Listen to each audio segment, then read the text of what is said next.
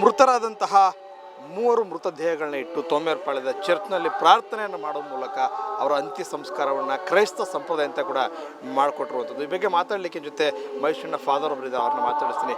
Father, ಯಾವ ರೀತಿ ವಿಧಿವಿಧಾನಗಳ ಮೂಲಕ ಅವರ ಅಂತ್ಯ ಸಂಸ್ಕಾರ ನೆರವೇರ್ತಾ ಇದೆ ಅಂತ?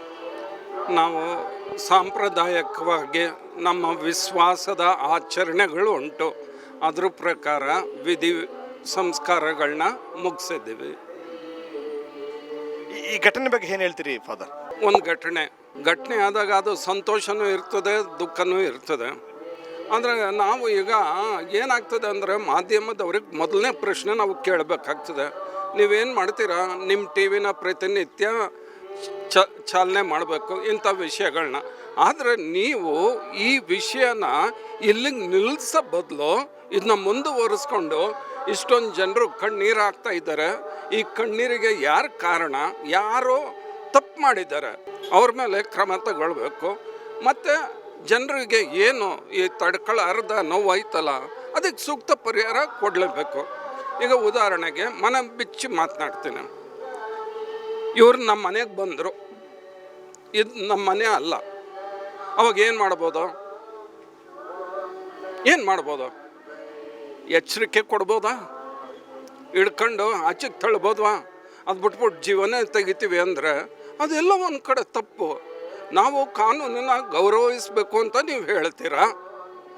ತಪ್ಪು ಮಾಡಿರ್ತಾನೆ ಮನುಷ್ಯ, ಇಲ್ಲ ಅಂತ ಹೇಳೋದಿಲ್ಲ. ತಪ್ಪಿಗೂ ಮತ್ತು ಅವನ ಪ್ರಾಣಕ್ಕೂ ವ್ಯತ್ಯಾಸ ಉಂಟು. ಅಲ್ಲ, ಈ ನೆಲದ ಕಾನೂನಲ್ಲಿ ಕೊಲ್ಲುವ ಅಧಿಕಾರ ಯಾರಿಗೂ ಇಲ್ವಲ್ಲ.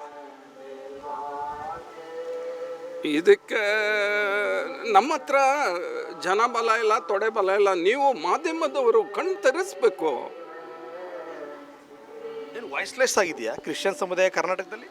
ಯಾವುದು ವಾಯ್ಸ್ಲೆಸ್ ಆಗ್ತಿದೆಯಾ? ಯಾಕೆ? ಅದು ಬೇರೆ ಪ್ರಶ್ನೆ. ನಾವು ಸಮುದಾಯ ಮಟ್ಟದಲ್ಲಿ ಮಾತನಾಡ್ತಾ ಇಲ್ಲ, ಧರ್ಮದ ಮಟ್ಟದಲ್ಲಿ ನಾವು ಮಾತನಾಡ್ತಾ ಇಲ್ಲ. ಮಾನವೀಯತೆ, ಪ್ರಾಣದ ಬಗ್ಗೆ. ಬಟ್ ಈ ಘಟನೆ ಆದ್ಮೇಲೆ ಧರ್ಮ ತರಬೇಡಿ.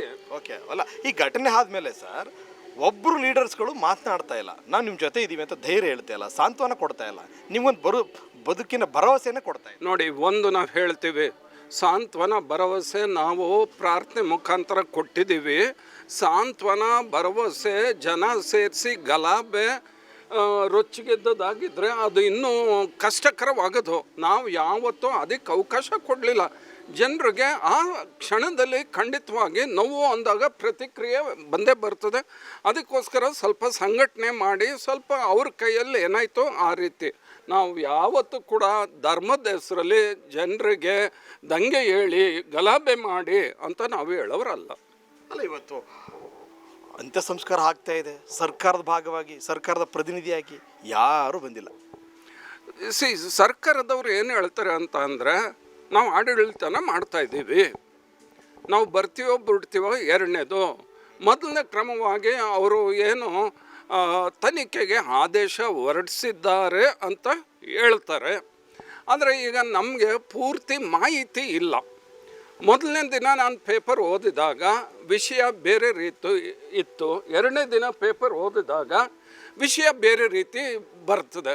ಈಗ ಇಂತಹ ಸಂದರ್ಭದಲ್ಲಿ ನಾವು ನಿಶಕ್ತರು, ಅವ್ರ ಹತ್ರ ನಾವು ಕೇಳೋಕ್ಕಾಗ್ತದ? ನಾವೇನೇ ಇದ್ದರೂ ದೇವರಲ್ಲಿ ನಂಬಿಕೆ ಇಟ್ಟಿದ್ದೀವಿ. ಕಾನೂನು ವ್ಯವಸ್ಥೆಯಲ್ಲಿ ನಮ್ಗೆ ಇನ್ನೂ ನಂಬಿಕೆ ಉಂಟು. ಕಾನೂನು ಚೌಕಟ್ಟಿನಲ್ಲಿ ನಾವು ಏನು ಮಾಡಬೇಕು ಅದನ್ನ ನಾವು ಮುಂದುವರಿಸ್ತೀವಿ. ಮಾನವೀಯತೆ ದೃಷ್ಟಿಯಿಂದ ಸರ್ಕಾರ ರೆಪ್ರೆಸೆಂಟ್ ಮಾಡ್ಬೋದಾಗಿತ್ತಲ್ಲ ಸರ್. ಚೀಫ್ ಮಿನಿಸ್ಟರ್ ಬರ್ಲಿಕ್ಕಾಗಲ್ಲ, ಅಧಿವೇಶನ ಇದೆ, ಓಕೆ. ಡಿಸ್ಟ್ರಿಕ್ಟ್ ಇನ್ಚಾರ್ಜ್ ಮಿನಿಸ್ಟರ್ ಆಗಿರ್ಬೋದು, ಫಾರೆಸ್ಟ್ ಮಿನಿಸ್ಟರ್ ಆಗಿರ್ಬೋದು, ಒಬ್ಬ ರೆಪ್ರೆಸೆಂಟೇಟಿವ್ MP ಆಗಿರ್ಬೋದು, DC ಆಗಿರ್ಬೋದು, ಎಲ್ಲ ಹೋಗ್ತಾ ಇದ್ದಾರೆ. ಅಧಿಕಾರಿಗಳನ್ನ ಕಳಿಸ್ಕೊಟ್ಟವ್ರಲ್ವಾ, ನಾವು ನೋಡಿದ್ದೀವಿ ಅಲ್ವಾ. ಅಲ್ಲ, ಇವತ್ತು ಅಂತ್ಯ ಸಂಸ್ಕಾರ ಸಂದರ್ಭದಲ್ಲಿ ಜಿಲ್ಲಾಧಿಕಾರಿಗಳು ರೆಪ್ರೆಸೆಂಟ್ ಮಾಡಬೇಕು. ಅದು ದಯವಿಟ್ಟು ನಾನು ಹೇಳೋದಕ್ಕಿಂತ ಮಾಧ್ಯಮದವರು ಪ್ರಶ್ನೆ ಮಾಡಿ. ನಿಮಗೂ ಅಷ್ಟೇ ತೂಕ ಐತೆ. ನಮ್ಮ ಪರವಾಗಿ ನೀವು ನಮ್ಮ ಧ್ವನಿಯಾಗಿ. ಅಲ್ಲ, ಸರ್ಕಾರಕ್ಕೆ ಈ 3 ಜೀವಗಳ ಮೇಲೆ ಬೆಲೆನೇ ಇಲ್ವಾ ಅಂತ ಸರ್ಕಾರಕ್ಕೆ? ಅದನ್ನೇ ನಾವು ಹೇಳ್ತಾ ಇರೋದು ಸ್ವಾಮಿ. ನಾವು ಒಂದು ಸ್ಥಾನದಲ್ಲಿ ಇದ್ದು ತದ್ವಿರುದ್ಧವಾದಂತಹ ಹೇಳಿಕೆ ಕೊಡಲಿಕ್ಕೆ ನಾನು ಸಿದ್ಧನಿಲ್ಲ. ತಪ್ಪು ಅಂತ ನಿಮಗೂ ಗೊತ್ತು ತಾನೆ. ನಮ್ಮ ಪರವಾಗಿ ನೀವು ಸರ್ಕಾರಕ್ಕೆ ಕೇಳಿ. ಈ ಜನ ದೇಶದ್ರೋಹಿಗಳಲ್ಲ. ಈ ಜನ ಈ ಒಂದು ಏನು ನಾಡಿಗೆ ಜನರು ಅಭಿವೃದ್ಧಿ ಆಗಲಿ ಅಂದ್ಬಿಟ್ಟು ಅದು ನೇರವಾಗಿಯೋ ಇನ್ನೇರವಾಗಿ ಬೆನ್ನೆಲುಬಾಗಿ ಐದರ್ ಡೈರೆಕ್ಟ್ಲಿ ಆರ್ ಇಂಡೈರೆಕ್ಟ್ಲಿ ನಾವು ನಮ್ಮ ಕೈಲಾದಷ್ಟು ನಾವು ಸೇವೆ ಮಾಡಿದ್ದೀವಿ. ಉದಾಹರಣೆಗೆ ಇಲ್ಲೊಂದು ಶಿಕ್ಷಣ ಸಂಸ್ಥೆ ಐತೆ. ಈ ಸಂಸ್ಥೆಯಲ್ಲಿ ಬರೀ ಕ್ರೈಸ್ತ ಮಕ್ಕಳಿಗೆ ಓದಿಸ್ತೀವ ನಾವು? ಅದು ಎಲ್ಲೋ ಒಂದು ಕಡೆ ದೇಶ ಕಟ್ಟೋ ಒಂದು ಕಾರ್ಯ ಅಲ್ವಾ? ಸರ್ಕಾರದ ನಡವಳಿಕೆ ಈ ನಿಲುವನ್ನು ತಾವು ಖಂಡಿಸ್ತೀರಿ? ನಾವು ನೋಡಿ ಸರ್ಕಾರ ವಿರುದ್ಧವಾಗಿ ಮಾತನಾಡೋಕ್ಕಾಗೋದಿಲ್ಲ. ನಮಗೆ ಸರ್ಕಾರ ಬೇಕಾಗಿಲ್ಲ, ಇನ್ನೊಂದು ಬೇಕಾಗಿಲ್ಲ. ನಾವು ಜನರು ಇದಕ್ಕೆ ಸ್ಪಂದಿಸಬೇಕು.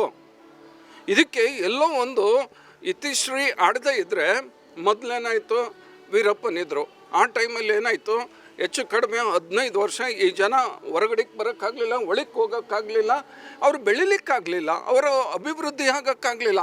ಆಮೇಲೆ ಈ ನಡುವೆ ನಾವು ನೋಡ್ತಾ ಇದ್ದೀವಿ, ಅಲ್ಲಿ ಜನ ಓದುತ್ತಾ ಇದ್ದಾರೆ, ಜನ ಹೊರಗಡೆ ಕೆಲಸಕ್ಕೆ ಹೋಗ್ತಾ ಇದ್ದಾರೆ, ಆ ಸ್ಥಳೀಯ ಆರ್ಥಿಕ ಬೆಳವಣಿಗೆ ನಾವು ಕಾಣ್ತಾ ಇದ್ದೀವಿ. ಆದರೆ ಇಂತಹ ಒಂದು ಸ್ಥಳದಲ್ಲಿ ಉದಾಹರಣೆಗೆ ನೀವು ನೋಡಿರ್ಬೋದು, ಜನರು ಸೌಲಭ್ಯಕ್ಕಾಗಿ ಇವತ್ತೇನು ನಾವು ಮೂಲಭೂತ ಸೌಲಭ್ಯ ಅಂತ ಕೇಳ್ತಾ ಇದ್ದೀವಿ, ಅದನ್ನ ಸರ್ಕಾರ ಆದ್ಯತೆ ಕೊಡಬೇಕು. ನೀವೇನು ಮಾಡ್ತೀರಾ, ಬರೀ ಸಿಟಿಲ್ದು ಹೆಚ್ಚು ಯೋಚನೆ ಮಾಡ್ತಾ ಇದ್ದೀರಾ. ಅದು ಅಜ್ಗಜಾಂತರ ಸಿಟಿಲಿ ಅವ್ರು ಖರ್ಚು ಮಾಡೋ ದುಡ್ಡಿಗೂ ಈ ಒಂದು ಗ್ರಾಮೀಣ ಪ್ರದೇಶದಲ್ಲಿ ಏನು ಇಲ್ಲದೆ ಜನರಿಗೂ ಒಂದು ಒಳ್ಳೆ ರೋಡ್ ಮಾಡ್ಬೋದಾಗಿತ್ತು. ಅಥವಾ ಪಾಪ ಜನ ಬಿಸಿಲಲ್ಲಿ ಇಷ್ಟು ಹೊತ್ತು ದುಡಿತಾರೆ, ಎಷ್ಟೊಂದು ಹಸುಗಳು ಕಟ್ಟಿದ್ದಾರೆ, ಪ್ರತಿನಿತ್ಯ ಕೆಲಸ ಮಾಡ್ತಾರೆ, ಅವ್ರಿಗೆ ಇನ್ನಷ್ಟು ಸೌಲಭ್ಯ ಕೊಡಿ. ಈಗ ಮೃತರಾದಂತಹ ಮೂವರು ಕೂಡ ನಿಮ್ಮ ಪ್ರಕಾರ ರೈತರೋ ಅಥವಾ ಬೇಟೆಗಾರರು? ಖಂಡಿತವಾಗಿ ಬೇಟೆಗಾರರು ಅಂತ ಹೇಳೋ ಪದನೇ ಉಪಯೋಗಿಸ್ಬಾರ್ದು. ಬೇಟೆಗಾರರು ಅಂತಂದರೆ ಏನು ಪ್ರತಿನಿತ್ಯ ಅವರು ವೃತ್ತಿನ ಅದು? ಬೇಟೆಗೆ ಹೋಗ್ಬಿಟ್ಟು ಮಾಂಸ ಹೊತ್ಕೊಬಂದು ಮಾರೋದು? ಆ ರೀತಿ ಆಗಿದ್ರೆ ಇಷ್ಟು ದಿನ ಅಧಿಕಾರಿಗಳು ಏನು ಮಾಡ್ತಾಯಿದ್ರು? ಇದುವರೆಗೂ ಒಂದು ಆರೋಪ ಇಲ್ಲ ಅವ್ರ ಮೇಲೆ. ಕೇಸ್ ಇದೆ? ಆ ಕೇಸ್ ಬೇರೆ ಪ್ರಶ್ನೆ. ಆರೋಪ is different, case is different, accusation is different. ಈಗ ಮಾಧ್ಯಮ ಪ್ರಕಟಣೆ ಹೊರಡಿಸ್ತಾರೆ ಅರಣ್ಯ ಇಲಾಖೆದವರು, ನಾಡ ಬಂದೂಕು ವಶಪಡಿಸ್ಕೊಂಡ್ವಿ, ಮಾಂಸ ವಶಪಡಿಸ್ಕೊಂಡ್ವಿ, ಅವ್ರ ಆಹಾರ ಪದಾರ್ಥಗಳನ್ನ ವಶಪಡಿಸ್ಕೊಂಡ್ವಿ, ಎಲ್ಲ ರೀತಿ ಸಾಕ್ಷಿಗಳಿದೆ ಅಂತ ಅರಣ್ಯ ಅಧಿಕಾರಿಗಳು ಹೇಳ್ತಾರೆ. ಸ್ವಾಮಿ, ನೀವು ಇಡೀ ಊರನ್ನೇ ಹೊತ್ಕೋಗಿ ಜನ ಕೊಲ್ಲಿ ಅಂತ ಎಲ್ಲಾದರೂ ಮಾಂಸ ಹೊತ್ಕೋಗಿ ಊರು ಹೊತ್ಕೋಗಿ ಜನನ ಸಾಯಿಸಿ ಅಂತ ನಿಮ್ಗೆ ಯಾರು ಅದಕ್ಕೆ ಉತ್ತರ ಕೊಡಿ. ನೀವು ಪ್ರಶ್ನೆ ಕೇಳೋದ್ಕಿಂತ ನಿಮ್ಮಲ್ಲೇ ಉತ್ತರ ಇರಬೇಕು. ನಮ್ಮನ್ನ ಯಾಕೆ ನೀವು ಪ್ರಶ್ನೆ ಕೇಳಿ ನಮ್ಮ ಬಾಯಿಯಿಂದ ಉತ್ತರ ತೆಗೆಸ್ಬಿಟ್ಟು ಇವ್ರು ಹಂಗಂದ್ರು ಅವ್ರು ಹಿಂಗಂದ್ರು ಅಂತ? ಅದು ಬರಲ್ದು. ಒಟ್ಟಾರೆಯಾಗಿ ಈ ಘಟನೆ ತಲೆ ತಗ್ಗಿಸುವಂಥದ್ದು ಇಡೀ ನಾಗರಿಕ ಸಮಾಜ. ಹೇಳಿದ್ನಲ್ಲ, 3 ದಿನದಿಂದ ನಾನು ನನ್ನ ದಿವ್ಯ ಬಲಿ ಪೂಜೆ ಪ್ರಾರಂಭದಲ್ಲಿ 3 ದಿನದಿಂದ ಈ ನಾಡು, ಈ ವಠಾರ, ಈ ಹಳ್ಳಿ ಬರೀ ಕುಟುಂಬದವರಲ್ಲ, ಅಕ್ರೈಸ್ತರು ನಮ್ಮ ಜೊತೆಗೆ ಬಂದು ಸಾಂಕೇತಿಕವಾಗಿ ರೈತರ ಸಂಘದವರು ತಮ್ಮ ಹಸಿರು ಶಾಲನ್ನ ತೋರಿಸ್ಕೊಂಡು ಕಣ್ಣೀರಾಕಿ ಜನರಿಗೆ ಅಯ್ಯೋ ಅನ್ಲಿಲ್ವಾ? ಇದು ನೆನ್ನೆ ಮೊನ್ನೆ ಅಂತಹ ಘಟನೆ ಅಲ್ಲ, ಇದು ಭಾಳ ವರ್ಷಗಳಿಂದ ಕೂಡ ಸುದೀರ್ಘವಾಗಿ ನಡ್ಕೊಂಡು ಬರ್ತಿತ್ತು. ಈ ಘಟನೆಗಳು ಅಲ್ಲೆಲ್ಲ ಮುಚ್ಚೋಗ್ತಿದ್ವು. ಇದನ್ನ ನಾವು ಏನೂ ಮಾಡೋಕ್ಕಾಗೋದಿಲ್ಲ. ಮಾಧ್ಯಮದವ್ರು ಸರಿ ಇದ್ದರೆ ಇದನ್ನೆಲ್ಲ ಸರಿಪಡಿಸ್ಬೋದು. ಇವತ್ತು ನಾನು ಹೇಳಿದ್ನಲ್ಲ, ಇವತ್ತು ನೀವು ಮುಗಿಸ್ಬಿಟ್ರೆ ನಾಳೆ ನಿಮ್ಗೆ ಹೊಸ ವಿಷಯ ಸಿಗ್ತದೆ, ಇದನ್ನ ಮರಿತೀರ, ಅದನ್ನ ತಗೊಂಡು ಹೋಗ್ತೀರ. ಈ ವಿಷಯಕ್ಕೆ ಅನ್ಯಾಯವಾಗೈತೆ. ನಮ್ಮ ಮಾಧ್ಯಮದ ಮುಖಾಂತರ ಈ ಊರು, ಈ ಜನರಿಗೆ ನಾವು ನ್ಯಾಯ ಕೊಡಿಸ್ತೀವಿ ಅಂತ ಮಾಧ್ಯಮದವ್ರು ನೀವು ನಿಲ್ಲಿ, ನಮ್ಮ ಪರವಾಗಿ ನೀವೇ ಒಂದು ಕೇಸ್ ಫೈಲ್ ಮಾಡಿ. ಅಂದರೆ ಈ ಹೋರಾಟ ಜಸ್ಟ್ ಟೆಂಪ್ರವರಿ ಬ್ರೇಕ್ ಕೊಟ್ಟಿದ್ದೀರಿ ಅಷ್ಟೇ, ಮತ್ತೆ ಈ ಹೋರಾಟವನ್ನು ಆರಂಭಿಸ್ತೀರಿ? ಹೋರಾಟ ಪದಕ್ಕೆ ನಾವು ಹೋಗೋದು ಬೇಡ. ಈಗ ನಾವು ಏನು ಹೇಳ್ತೀವಿ ಅಂದರೆ, ಹೋರಾಟ ಅಂದರೆ ಕಾನೂನು ಚೌಕಟ್ಟು, ಅದು ಬಿಟ್ಟರೆ ಇನ್ನೇನು ಹೋರಾಟ ಮಾಡ್ಬೋದ್ರಪ್ಪ? ನಮ್ಮಲ್ಲಿ ಜನಶಕ್ತಿ ಇಲ್ಲ ರೀ, ಅದು ನಮ್ಮ ಗುಣಲಕ್ಷಣನೂ ಅಲ್ಲ. ಒಬ್ಬ ಪ್ರಜೆಯಾಗಿ, ಉತ್ತಮ ನಾಗರಿಕನಾಗಿ ಯಾಕೆ ಹೋರಾಟಕ್ಕೆ ಹೋಗಬೇಕು? ಕ್ರಮಬದ್ಧವಾಗಿ ಕಾನೂನು ಉಂಟು, ಅದ್ರ ವ್ಯವಸ್ಥೆಯಲ್ಲಿ ನಾವು ಇದು ಮಾಡಲ್ಲ. ವ್ಯವಸ್ಥೆ ನಾನು ನಂಬಲ್ಲ. ವ್ಯವಸ್ಥೆ ಸರಿ ಇದೆ ಅನ್ನೋದು ಕೂಡ ನಾನು ವಿರೋಧ ಮಾಡ್ತೀನಿ. ಅದು ನೀವು ಹೇಳೋಕ್ಕೆ ನಿಮ್ಗೆ ಹಕ್ಕೈತೆ, ನನಗೆ ಹೇಳೋಕ್ಕೆ ನನಗೆ ಹಕ್ಕಿಲ್ಲ.